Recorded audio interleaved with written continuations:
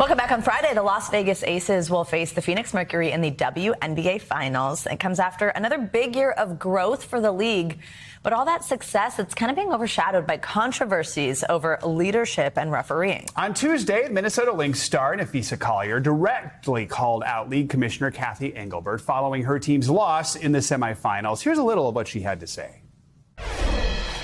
The real threat to our league isn't money. It isn't ratings or even missed calls or even physical play. It's the lack of accountability from the league office. That's a mentality driving our league from the top. We go to battle every day to protect a shield that doesn't value us. The league believes it succeeds despite its players, not because of them. Since then, Collier has received a wave of support from other players around the league. The Players Association said in a statement, "When Fee speaks, people listen. We are confident that her words today speak to the feelings and experiences of many, if not most or all, of our members." For more on this, we are joined by our friend, you know him, you love him, host of Front Office Sports Today, Baker Machado. Baker, good morning. Okay, so let's get into this. So first, I want to say a little bit more about what we heard there from Collier. This is this post-game statement calling out officiating in the league as well.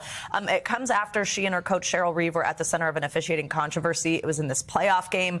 Collier was hurt. Reeve was ejected, then later reportedly fined $15,000. So walk us through why Collier is calling the league negligent. So what happened? That $15,000, mind you, is the most expensive fine in WNBA history. Wow. So there has been an issue with refereeing for pretty much the entire year. A lot of the players have criticized the refs, saying that they're not at the adequate level to referee a WNBA game. Most of the WNBA referees are coming from the NBAG and developmental league, so they're not really at the peak and at the prime of where these WNBA players think that they should be at. So Napheesa Collier got injured in Game 3 of the WNBA semifinals because of a no-foul call, which led to her coach getting escorted out of the building and had to watch Game 4 in a hotel room nearby because she was suspended from the game. So this all got to Napheesa Collier yesterday, which, mind you, was the runner-up for the MVP award in the WNBA. She was one of the best players in the league and the vice president of the Players Association, so the number 2 in all of this. She usually does a yearly statement to the press, sort of just her exit interview. And when she sat down for 4.5 minutes and read her statement, we all looked at that and said, this is going to be big. And sure enough, it was. Now, all of these things that Napheesa Collier sort of touched on, players have been telling us behind the scenes for over a year. They have had fraught negotiations for a new collective bargaining agreement that expires at the end of this month, which is really, really big. And all signs point to there potentially being a lockout in the WNBA because you have players, as Napheesa Collier pointed out in her statement, like Caitlin Clark, who make $79,000 in their rookie contract and make most of their money from their endorsements outside of the league. And the key here is it's not just what she said, it's that almost everyone seems to be coming out very openly in support here.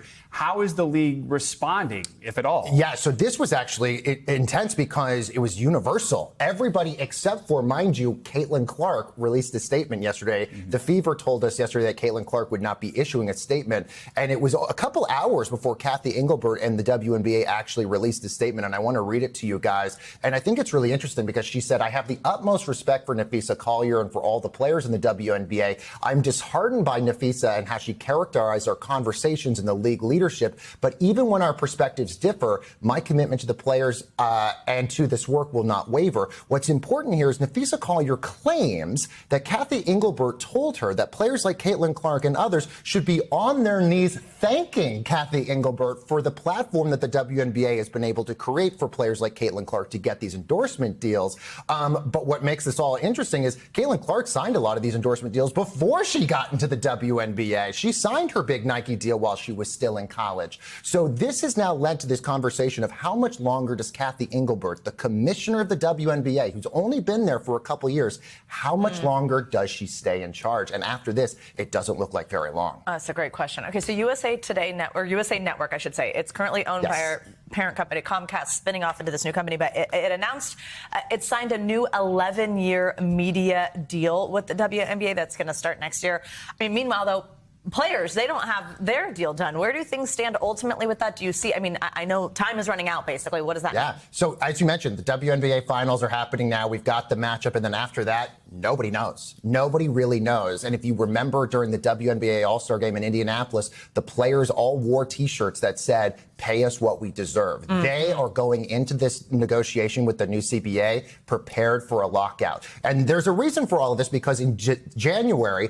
there is a 3-on-3 tournament called Unrivaled, which, by the way, is co-founded by Napheesa Collier, and players like Paige Beckers and others have an equity stake in this league. That starts in January, and players get paid a lot more to be in that league than they do in the WNBA. So if anything, they're thinking, we'll stand by and do the Unrivaled league because we are more valuable to the WNBA than they seem to value us. And I mean, essentially their message is not that WNBA gave us a platform. They're basically saying we gave you publicity here because we're Caitlin Clark, we're Angel Reese, and that's why people are turning up here. Absolutely. And so to the point of that big deal that USA is now broadcasting 50 games, that's huge. And Cathy Englebert got a ton of great coverage from ESPN and all these other platforms that are now broadcasting WNBA games that hadn't in the past. But what happens when there's no players?